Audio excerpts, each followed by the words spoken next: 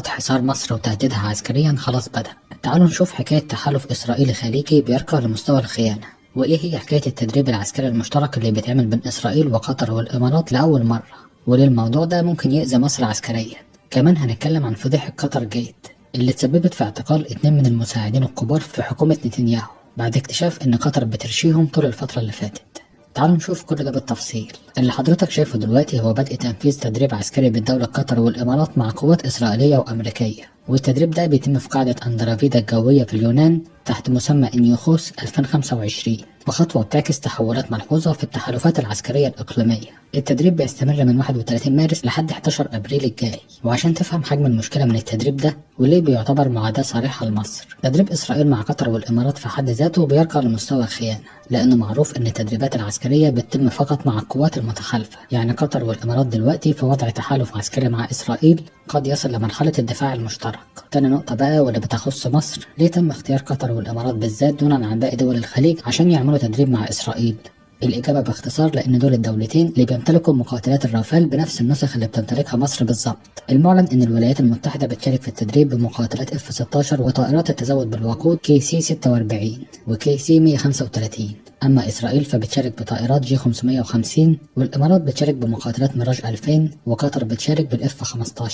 لكن في تقارير تانية استخباراتية إسرائيلية كشفت إن التدريب بيشمل مشاركة أحدث النسخ من مقاتلات الرافال اللي بتمتلكها قطر والإمارات، والهدف هو التعرف على إمكانيات المقاتلات الرافال المصرية وكشف نقط قوتها ونقط ضعفها، واللي بتعتبر رأس الحربة في القوات الجوية المصرية. مشاركة قطر والإمارات في تدريب عسكري مع أمريكا مش أول مرة، لكن اللي بيحصل لأول مرة هو مشاركتهم مع إسرائيل في تدريب مباشر، وبالرغم من التوترات المرتبطة بالصراع الفلسطيني الإسرائيلي في حرب غزة. وهنا يا صديقي بتلاحظ تجاهل تام من إعلام الجزيرة وإعلام الإخوان، وإنه مفيش قناة واحدة طلعت واتكلمت عن التدريب ده. فتخيل معايا لو مصر اللي كانت بتشارك فيه كان إيه ممكن يحصل؟ كنت هتلاقي قناة الجزيرة متقسمة 4 أجزاء وعاملة تقارير بعنوان خيانة الجيش المصري.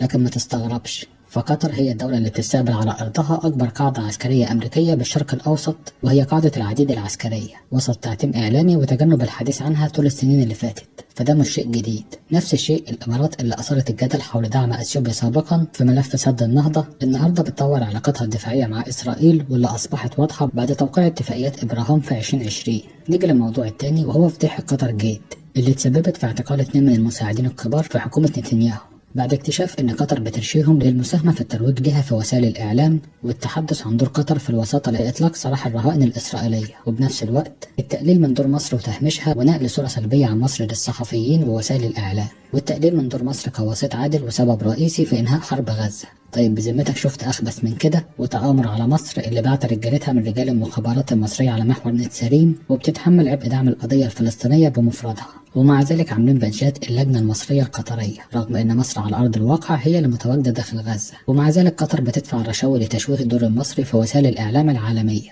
وده مش كلامنا. التقرير ده منشور بشكل رسمي في جميع وسائل الاعلام الاسرائيلية والعالمية، على رأسهم شبكات CNN وBBC، لكن طبعا باستثناء اعلام الجزيرة واعلام المطاريد واللي ما اتكلمش او ذكر الموضوع ده نهائيا.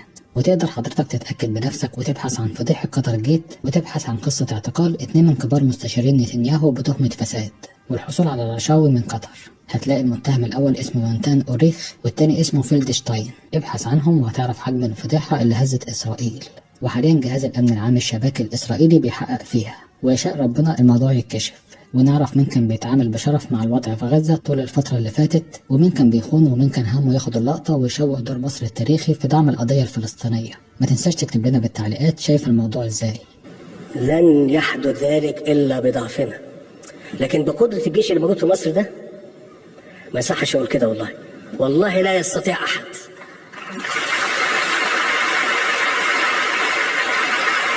طب حد أقولي بس، طب حد يفكر كده؟ طب حد يفكر كده يقرب من مصر؟